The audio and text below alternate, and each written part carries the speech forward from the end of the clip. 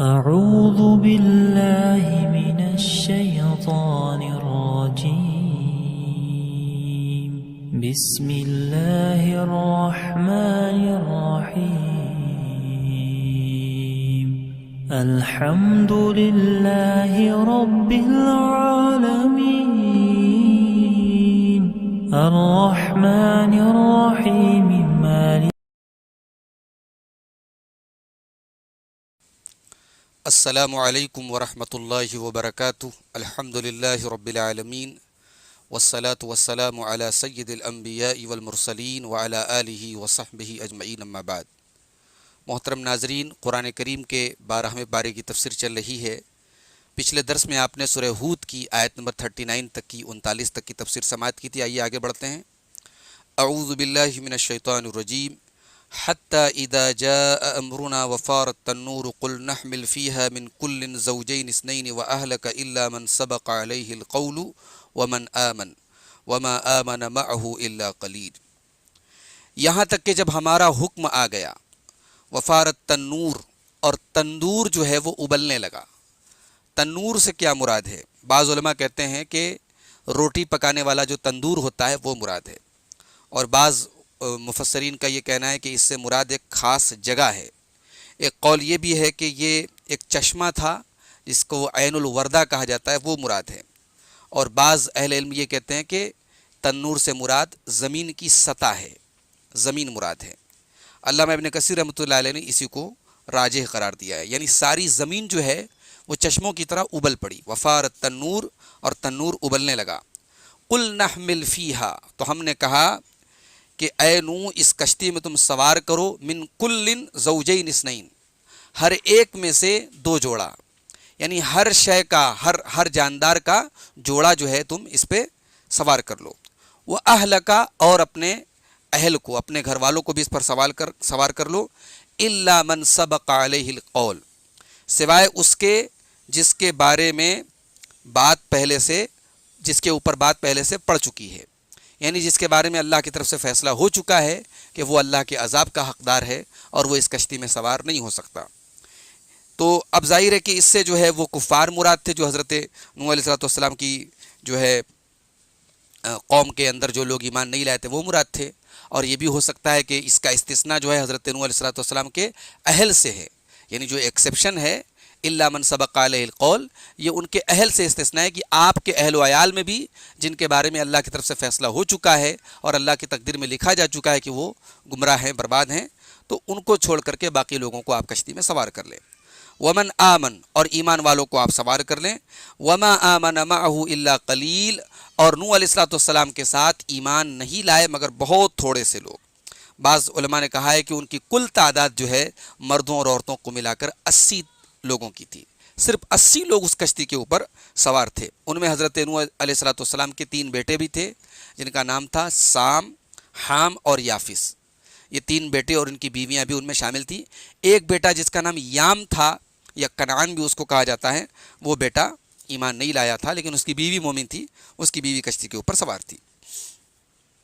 وقال اركبوا فيها بسم الله مجريها ومرساها ان ربي لغفور رحيم۔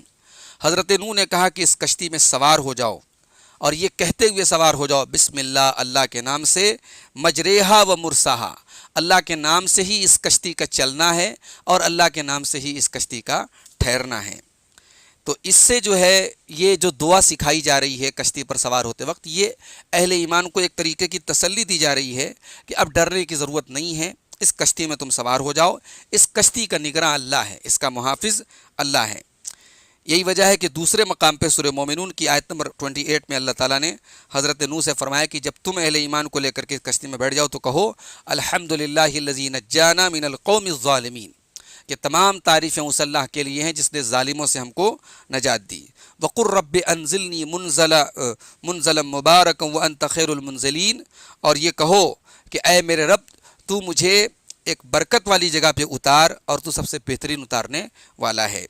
بعض علماء کہتے ہیں کہ کشتی پر بیٹھتے وقت یہ دعا پڑھنی چاہیے، مگر صحیح بات جو ہے وہ یہ کہ جو دعا عام سواری پر بیٹھنے کی سکھائی گئی ہے، سبحان الذی سخر لنا ھذا وما کنا لہ مقرنین، وہی کشتی کے اوپر بھی پڑھی جائے گی۔ تو فرمایا کہ وقال ارکبوا فیہا بسم اللہ مجریہا و مرساہا، کہا کہ اس کشتی میں سوار ہو جاؤ اللہ کے نام سے، اس کا چلنا بھی ہے، اس کا ٹھہرنا بھی ہے۔ ان ربی لغفور الرحیم، بے شک میرا رب بہت معاف کرنے والا، رحم کرنے والا ہے۔ وہی تجری بہم فی موج کالجبال، اور وہ کشتی ان کو لے کر کے چل رہی تھی موجوں کے درمیان پہاڑوں کی طرح، ایسی موجوں کے درمیان وہ کشتی چل رہی تھی جو پہاڑوں کی طرح موجیں تھی۔ یعنی جب ساری روئے زمین پر پانی تھا اور بڑے بڑے پہاڑ بھی پانی میں ڈوبے ہوئے تھے، تو اب ظاہر اتنی بڑی کشتی کی کیا حیثیت ہے، مگر وہ کشتی بڑے آرام سے حضرت نوح علیہ السلام کو اور اہل ایمان کو لے کر کے چل رہی تھی۔ اسی لیے اللہ تعالیٰ نے سورہ الحاقہ کی آیت نمبر 11 اور 12 میں اس کو بطور احسان ذکر کیا۔ اللہ نے فرمایا انا لما طغى الماء حملناكم في الجاریہ، بے شک ہم نے جب پانی کے اندر طغیانی آئی، جب پانی کے اندر طوفان آیا تو تم کو کشتی میں سوار کیا، لنجعلها لكم تذکرة وتعیها اذن واعیہ، تاکہ ہم اس کو تمہارے لیے ایک یاد دہانی اور نصیحت بنا دیں، اور یاد کرنے والے اور سمجھنے والے کان جو ہیں اس کو سمجھیں اور یاد کریں۔ اسی طریقے سے سورہ قمر کی آیت نمبر 13 اور 14 میں اللہ نے فرمایا وَحَمَلْنَاهُ عَلَى ذَاتِ أَلْوَاحٍ وَدُسُرٍ، ہم نے نوح علیہ السلام کو سوار کیا ایسی کشتی پر جو تختیوں والوں اور کیلوں والی تھی، تجری بِأَعْيُنِنَا، اور جو ہماری نگاہوں کے سامنے چل رہی تھی، جزاء لمن کان کفر، اور یہ جو طوفان تھا یہ ان کافروں کے کفر کا اور ان کی ناشکری کا بدلہ تھا۔ تو اللہ نے فرمایا کہ وہ کشتی پہاڑوں کی طرح کی جو موجیں تھیں ان کے درمیان چل رہی تھی۔ وَنَادَى نُوحٌ ابْنَهُ وَكَانَ فِي مَعْزِلٍ يَا بُنَيَّ ارْكَب مَّعَنَا وَلَا تَكُن مَّعَ الْكَافِرِينَ، حضرت نوح علیہ السلام نے اپنے بیٹے کو پکارا، ان کا بیٹا ایک کنارے پر تھا، کہا کہ یا بنی ارکب معنا، اے میرے بچے تو ہمارے ساتھ سوار ہو جا، ولا تکن مع الکافرین، تو کافروں کے ساتھ نہ ہو۔ قال سآوی الی جبل یعصمنی من الماء، تو بیٹے نے کہا کہ ان قریب میں کسی پہاڑ کی پناہ لے لوں گا اور وہ مجھے پانی سے بچا لے گا۔ قال لا عاصم اليوم من امر اللہ، تو حضرت نوح نے کہا کہ آج اللہ کے عذاب سے کوئی چیز بچانے والی نہیں ہے، الا من رحم، سوائے اس کے جس پر اللہ رحم کرے۔ وحال بینہما الموج، اور دونوں باپ بیٹے کے درمیان ایک موج جو ہے وہ حائل ہو گئی، رکاوٹ بن گئی، فکان من المغرقین، اور وہ بیٹا ڈوبنے والوں میں سے ہو گیا۔ وقیل یا ارض ابلعی ماءک ویا سماء اقلعی، اور کہا گیا کہ اے زمین تو اپنے پانی کو نگل جا، اور اے آسمان تو تھم جا، وغیض الماء، اور پانی کو سکھا دیا گیا۔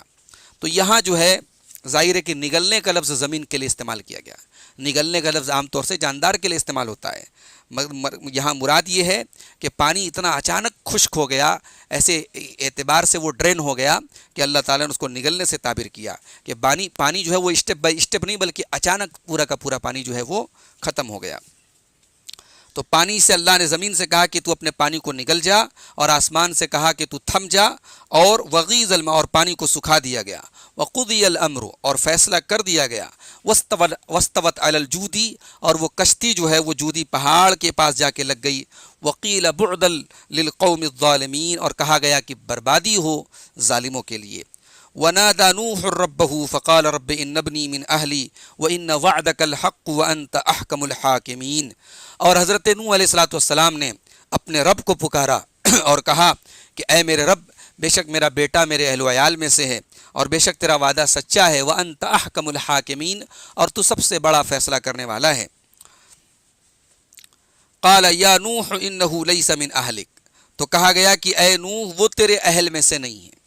حضرت نوح علیہ السلام نے اپنے بیٹے کے بارے میں جو اللہ تعالیٰ سے جو بات کہی تو اپنی نسبی قرابت کا لحاظ کرتے ہوئے کہی کہ وہ میرا بیٹا ہے، تو نے وعدہ کیا تھا کہ تو میرے اہل کو بچائے گا، تو وہ تو میرا بیٹا ہے، وہ کیوں نہیں بچا؟ تو اللہ نے جواب دیا کہ ہمارے یہاں قرابت نسبی کا اعتبار نہیں، قرابت ایمانی کا اعتبار ہوتا ہے، ہم ایمان کے رشتے کا اعتبار کرتے ہیں، اور اللہ نے اس بات کی نفی کی کہ وہ تمہارے گھرانے میں سے نہیں ہے، اس لیے کہ ایک نبی کا اصل گھرانہ جو ہوتا ہے تو وہی ہوتا ہے جو اس کے اوپر ایمان لائے، اگر ایمان نہ لائے تو پھر نبی کی بیوی کا بھی نبی سے کوئی تعلق نہیں، نبی کے بیٹے کا بھی نبی سے کوئی تعلق نہیں، نبی کے باپ کا بھی نبی سے کوئی تعلق نہیں۔ تو اللہ نے فرمایا کہ اے نوح وہ تیرے اہل میں سے نہیں ہیں، انہ عمل غیر صالح، بے شک اس کا کام جو ہے وہ گڑبڑ ہے، اس کا کام ناشائستہ ہے، اس کا کام غیر صالح ہے۔ تو یہ اس کی علت بتائی گئی کہ کیوں تمہارا بیٹا تمہارے اہل میں سے نہیں ہے، کیونکہ اس کے پاس ایمان اور عمل صالح نہیں ہے جو اسے اللہ کے عذاب سے بچاتا۔ آج کل بہت سارے لوگ پیروں اور درگاہوں سے جڑے رہتے ہیں اور یہ سمجھتے ہیں کہ اس نسبت کی وجہ سے ہم اللہ کے عذاب سے بچ جائیں گے۔ جب ایک نبی کا بیٹا، اس سے بڑھ کر کے نسبت اور تعلق کیا ہو سکتا ہے کہ ایک نبی کا بیٹا ہونے کے باوجود اللہ کے عذاب سے نہیں بچ پایا، تو پھر اور نسبتوں کی کیا حیثیت ہے؟ تو اللہ نے فرمایا انہ عمل غیر صالح، بے شک اس کا کام غیر صالح ہے، ناشائستہ ہے، غلط ہے۔ فلا تسأل لما لیس لک بہ علم، تو اے نوح تم ایسی چیز کا سوال مت کرو مجھ سے جس کا تمہیں علم نہ ہو۔ اس سے یہ بھی پتہ چلا کہ حضرت نوح علیہ السلام عالم الغیب نہیں تھے۔ اللہ نے کہا جس چیز کا تمہیں علم نہیں ہے اس چیز کا سوال مت کرو۔ انی اعظک ان تکون من الجاہلین، بے شک میں تمہیں نصیحت کرتا ہوں اس بات سے کہ کہیں تم جاہلوں میں سے نہ ہو جاؤ۔ قال رب انی اعوذ بک ان اسألک ما لیس لی بہ علم، حضرت نوح نے کہا کہ اے میرے رب میں تیری پناہ طلب کرتا ہوں اس بات سے کہ میں ایسی چیز کا سوال کروں جس کا میرے پاس علم نہیں ہے۔ وَإِلَّا تَغْفِرْ لِي وَتَرْحَمْنِي، اور اگر تو نے مجھ کو نہیں بخشا اور تو نے میرے اوپر رحم نہیں کیا، اکم من الخاسرین، تو میں خسارہ اٹھانے والوں میں سے ہو جاؤں گا۔ قیل یا نوح اہبط بسلام منا، قیل یا نوح اہبط، قیل یا نوح اہبط، کہا گیا کہ اے نوح تو اتر جا سلامتی کے ساتھ، یعنی اس کشتی سے اتر جا یا جودی پہاڑ سے اتر جا سلامتی کے ساتھ۔ وبرکات منا، ہماری طرف سے سلامتی کے ساتھ، وبرکات علیک، اور تیرے اوپر ہماری برکتیں ہو رہی ہیں اس کے ساتھ، وعلی ممن معک، اور جو تیرے ساتھ جو امتیں اور جو قومیں ہیں ان کے اوپر بھی برکتیں ہو رہی ہیں۔ تو وہ گروہ جو حضرت نوح کے ساتھ کشتی پر سوار تھا وہ بھی اس سے مراد ہو سکتا ہے، اور ان کی آنے والی نسلیں بھی اس سے مراد ہو سکتی ہیں۔ وعلی ممن معک، اور ان امتوں پر بھی جو ان میں سے ہیں جو تیرے ساتھ ہیں۔ وَأُمَمٌ سَنُمَتِّعُهُمْ، اور کچھ ایسی امتیں بھی ہیں کہ ان قریب ہم ان کو مزہ دیں گے، ان کو لذتوں کا مزہ چکھائیں گے۔ ثُمَّ يَمَسُّهُم مِّنَّا عَذَابٌ أَلِيمٌ، پھر ان کو ہماری طرف سے دردناک عذاب ان کو لاحق ہوگا، ان کو پہنچے گا۔ یعنی ظاہر ہے کہ وہ امتیں اور وہ قومیں جو اللہ کی نافرمانی کریں گی، اللہ کو ناراض کریں گی، تو دنیا میں تو اللہ تعالیٰ ان کو مزہ دے گا، ان کو لذتیں دے گا، دنیا کی لذتوں کا وہ مزہ چکھیں گے، مگر آخرت میں وہ عذاب سے دوچار ہوں گے۔ تِلْکَ مِنْ أَنْبَاءِ الْغَیْبِ نُوحِیہَا إِلَیْکَ، یہ غیب کی خبریں ہیں اے نبی جو ہم آپ کی طرف وحی کرتے ہیں۔ ما كنت تعلمها انت ولا قومك من قبل هذا، نہ تو آپ ان کو جانتے تھے اور نہ اس کے پہلے آپ کی قوم جانتی تھی۔ فاصبر ان العاقبۃ للمتقین، تو آپ صبر کیجئے، بے شک بہترین انجام متقیوں کے لیے ہے۔ عاقبت کہتے ہیں دنیا اور آخرت کے اچھے انجام کو۔ اہل ایمان شروع میں پریشان ہو سکتے ہیں مگر انجام کار آخر میں اللہ تعالیٰ کی مدد ان کے اوپر ضرور آئے گی، جیسا کہ اللہ نے سورہ مومن کی آیت نمبر 51 میں فرمایا کہ انا لننصر رسولنا والذین آمنوا فی الحیات الدنیا ویوم یقوم الاشہاد، بے شک اپنے رسولوں کی بھی ہم مدد کرتے ہیں اور ایمان والوں کی بھی مدد کرتے ہیں دنیا میں بھی اور اس دن بھی جس دن گواہ کھڑے ہوں گے، یعنی آخرت کے دن، قیامت کے دن۔ اب اس کے بعد حضرت ہود علیہ السلام کا واقعہ اللہ بیان کر رہا ہے۔ فرمایا کہ وَإِلَىٰ عَادٍ أَخَاهُمْ هُودًا، اور ہم نے عاد کی طرف ان کے بھائی ہود کو بھیجا۔ قَالَ يَا قَوْمِ اعْبُدُوا اللَّهَ، انہوں نے کہا کہ اے میری قوم کے لوگوں اللہ کی عبادت کرو۔ مَا لَكُم مِّنْ إِلَٰهٍ غَيْرُهُ، اس کے سوا تمہارا کوئی معبود نہیں ہے۔ اس سے ایک دعوت کا اسلوب بھی پتہ چلا کہ جب کسی کو دعوت دی جائے تو کافروں مشرکوں کہہ کر کے دعوت نہ دی جائے، اگر اپنی ہی قوم کے لوگ ہیں تو انہیں اپنی قوم کہہ کر کے، بھائیوں کہہ کر کے، اس طریقے سے ان کو مخاطب کیا جائے۔ حضرت ہود علیہ السلام نے کہا کہ اے میری قوم کے لوگوں اللہ کی عبادت کرو۔ ما لکم من الہ غیرہ، اس کے سوا تمہارا کوئی معبود نہیں ہے۔ ان انتم الا مفترون، تم تو بس افطرا پردازی کرتے ہو، جھوٹ باتیں گڑھتے ہو۔ یا قوم لا اسألکم علیہ اجرا، اے میری قوم میں اس پر کوئی اجرت تم سے نہیں مانگتا۔ ان اجریہ الا علی الذی فطرنی، میرا اجر تو اس ذات کے پاس ہے جس نے مجھے پیدا کیا۔ افلا تعقلون، کیا تم عقل نہیں رکھتے؟ وَيَا قَوْمِ اسْتَغْفِرُوا رَبَّكُمْ ثُمَّ تُوبُوا إِلَيْهِ، اور اے میری قوم کے لوگوں اپنے رب سے استغفار کرو پھر اس سے توبہ کرو۔ يُرْسِلِ السَّمَاءَ عَلَيْكُمْ مِدْرَارًا، وہ موسلا دھار آسمان سے تم پر بارش نازل فرمائے گا۔ وَيَزِدْكُمْ قُوَّةً إِلَىٰ قُوَّتِكُمْ، اور تمہاری قوت میں مزید تم کو قوت عطا فرمائے گا۔ وَلَا تَتَوَلَّوْا مُجْرِمِينَ، اور مجرم بن کر کے روگردانی مت کرو۔ یہاں توبہ اور استغفار کے فائدے اللہ نے بتائے۔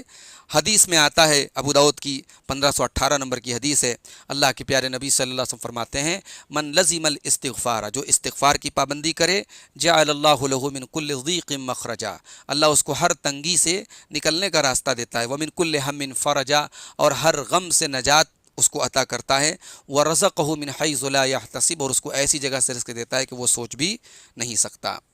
اس کے بعد فرمایا کہ قالوا یا ہود ما جئتنا ببینۃ وما نحن بتارکی آلہتنا عن قولک، ان لوگوں نے کہا کہ اے ہود تم ہمارے پاس کوئی بینہ، کوئی دلیل، کوئی واضح چیز لے کر کے نہیں آئے ہو، وما نحن بتارکی آلہتنا، اور ہم اپنے معبودوں کو چھوڑنے والے نہیں ہیں تمہاری بات پر، وما نحن لک بمؤمنین، اور ہم تم پر ایمان لانے والے نہیں ہیں، ان نقول الا اعتراک بعض آلہتنا بسوء، ہم تو یہ کہتے ہیں کہ تو ہم میں سے ہمارے کسی معبود کے جھپٹے میں آ گیا ہے، ان نقول الا اعتراک بعض آلہتنا بسوء، ہمارے بعض معبودوں نے تم کو اپنے جھپٹے میں لے لیا ہے، اپنے چنگل میں لے لیا ہے۔ جیسے آج کے دور میں مسلمانوں میں بھی جو غلط سلط عقائد رکھنے والے لوگ ہیں، جب ان کو بتایا جاتا ہے توحید کے بارے میں اور شرک کے بارے میں، تو وہ یہی دھمکی دیتے ہیں کہ تم تو یہ بزرگوں کی گستاخی کر رہے ہو، توہین کر رہے ہو، کہیں ایسا نہ ہو کہ وہ بزرگ ناراض ہو جائیں اور تمہارا بیڑا غرق کر دیں۔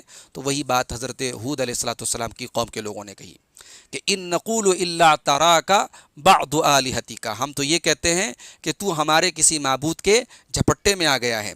قال انی اشہد اللہ واشہدوا انی بریء مما تشرکون، حضرت ہود نے کہا کہ میں اللہ کو گواہ بناتا ہوں اور تم بھی گواہ رہو کہ میں تمہارے ان تمام چیزوں سے بری ہوں جن کو تم اللہ کے ساتھ شریک کرتے ہو، تمہارے ان معبودوں کا مجھے کوئی ڈر نہیں ہے، میں ان سے بری ہوں، بیزار ہوں، من دونہ، جن کو تم اللہ کے علاوہ، جن کو تم شرک کرتے ہو، اللہ کے ساتھ شریک کرتے ہو، فکیدونی جمیعا ثم لا تنظرون، تو تم سب مل کر کے میرے خلاف چال چلو اور مجھے کوئی مہلت مت دو۔ انی توکلت علی اللہ، بے شک میں نے اللہ کے اوپر بھروسہ کیا، ربی و ربکم، جو میرا بھی رب ہے اور تمہارا بھی رب ہے، ما من دابۃ الا هو آخذ بناصیتها، زمین میں کوئی چوپایا نہیں ہے مگر اس کی پیشانی کو اللہ پکڑے ہوئے ہے، یعنی تمام چوپائیوں اور تمام جاندار جو ہے وہ اس کے کنٹرول میں ہیں۔ ان ربی علی صراط مستقیم، بے شک میرا رب سیدھی راہ پر ہے، میرا رب جس راہ کی طرف بلا رہا ہے وہ بالکل سیدھی راہ ہے۔ فَإِن تَوَلَّوْا فَقَدْ أَبْلَغْتُكُم مَّا أُرْسِلْتُ بِهِ إِلَيْكُمْ، اگر تم اس سے روگردانی کرتے ہو، اس سے منہ پھیرتے ہو، تو میں نے تم کو وہ چیز پہنچا دی، ما ارسلت به الیکم، جس کو دے کر کے مجھے تمہاری طرف بھیجا گیا تھا۔ وَيَسْتَخْلِفُ رَبِّي قَوْمًا غَيْرَكُمْ، اور میرا رب تمہارے علاوہ کسی اور قوم کو تمہارا جانشین بنائے گا، وَلَا تَضُرُّونَهُ شَيْئًا، اور تم اللہ کا کچھ بھی بگاڑ نہیں سکتے۔ ان ربی علی کل شیء حفیظ، بے شک میرا رب ہر شے کے اوپر نگراں ہے۔ تو یہ سورہ ہود کی آیت نمبر 40 سے لے کر کے 57 تک ہم لوگوں نے پڑھی ہے۔ آئیے دیکھتے ہیں ان میں اہم چیزیں کیا ہم لوگوں نے پڑھی ہیں۔ سب سے پہلی چیز تو یہ ثابت ہوئی کہ ایمان اگر نہ ہو تو کسی نبی کے ساتھ رشتہ داری اور قرابت بھی کام نہیں آتی۔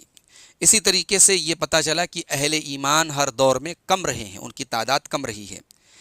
ایک چیز یہ معلوم ہوئی کہ اللہ اگر چاہے تو بڑے بڑے طوفان میں ایک کشتی بھی جو ہے وہ سفینہ نجات بن سکتی ہے۔ ایک چیز یہ پتہ لگی کہ حضرت نوح علیہ السلام اپنے بیٹوں سے بہت محبت کرتے تھے، اور ایک بیٹا جو ڈوب رہا تھا اس کو بچانے کے لیے حضرت نوح نے اللہ سے دعا کی اور درخواست کی۔